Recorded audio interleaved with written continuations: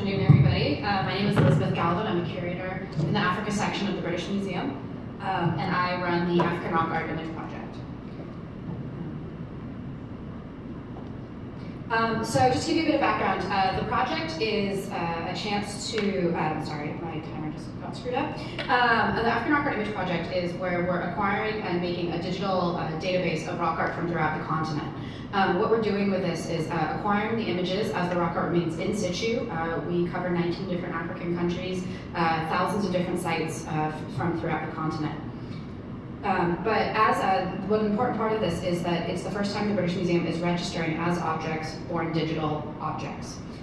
So this means that we're treating these born digital images in the same way that we're treating any of our physical objects, such as the Rosetta Stone, the mummies, various other ones, with the same duty of care.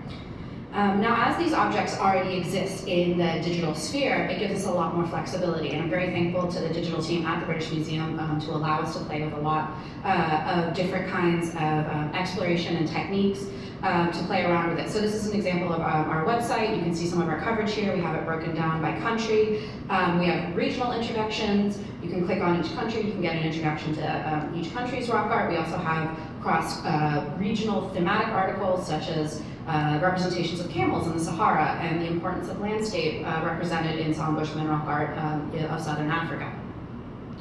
But one of the key parts of this is we really want to engage with local and source communities to be able to not just share this information with them, but to include local and source communities in framing this discussion.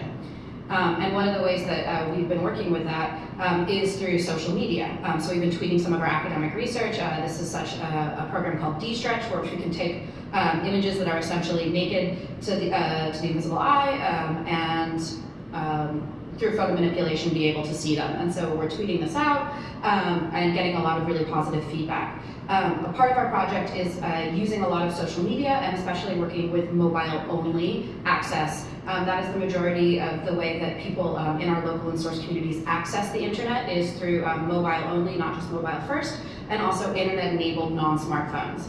We've also done a lot of research about regional-specific social media, about, if we want to reach people in Egypt and Kenya, we'll probably tweet something. If we want to reach people in South Africa and Namibia, we'll probably put it on Facebook. And also we'll all obviously cross-post, but if we're really specifically targeting that, we'll make sure that we're using access and low bandwidth solutions there. But in addition to that, so we have this collection of rock art that was taken, from the 1970s up until a few years ago. That these were not taken for, they were taken just kind of for academic research. They were not taken for creating 3D scans or anything along those lines. So this is an example of a crocodile that we have that's in Libya. And through these historical photos, again, these were actually taken in analog and scanned. We were able to put them together, and create this 3D model out of it that's on Sketchfab. It's completely annotated, you can play around with it. So again, this is just seeing what you can do with historical photos. And this is especially good in places because we're working a lot with endangered archaeology, specifically in Libya and in the Sahara, where rock art is extremely susceptible to destruction and damage.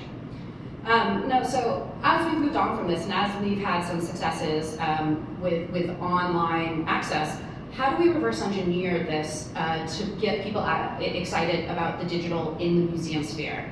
So it's kind of a reverse problem that a lot of people have in museums where they're trying to have a physical object and put it online.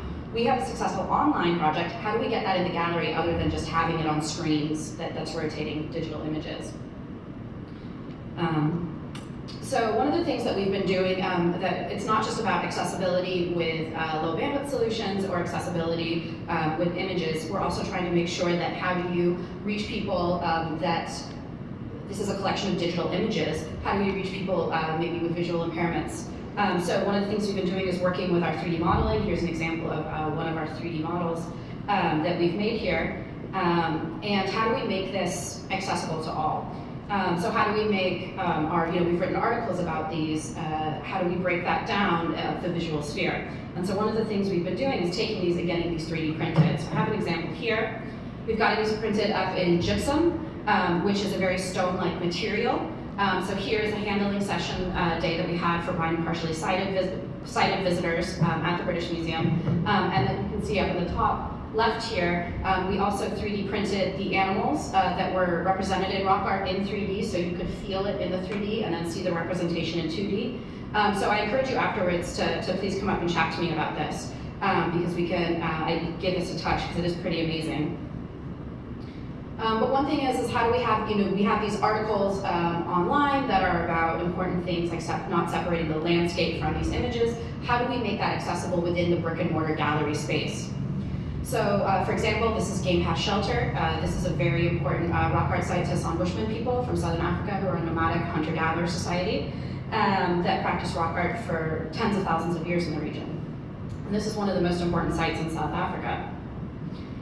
So what we did is we obviously made this into a 3D print. We had this available online, but we really wanted to bring this into the gallery space.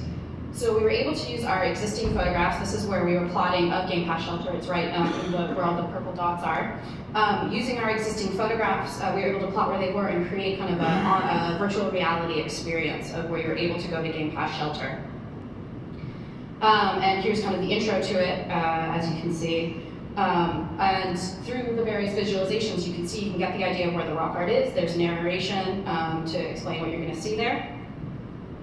And we have this under some very fierce critics in the Great Court of the British Museum, which is always great to have kids come play with it, because they'll tell you if they don't like it.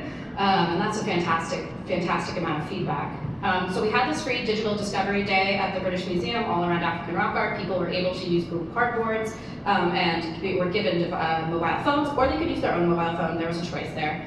But the reason we specifically chose Google Cardboards or any kind of inexpensive cardboard device and smartphones is our partners in Africa have access to this. We were able to send them a couple of cardboard VR. I mean, sure, we could put this in Oculus and make this very immersive, but we didn't want this access to technology for our partners in various African countries to not be able to access this.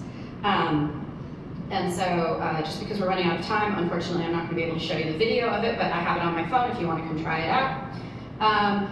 But then again, so we have all these really high digital solutions and working with our partners, but sometimes you need to really create different levels of the way that you're accessing this. So yes, we did our cardboard that is given out for free to a lot of our project partners, but we also have print on demand, just access to classroom material that can be given. This is some of our project material that we've worked with developing with people in South Africa.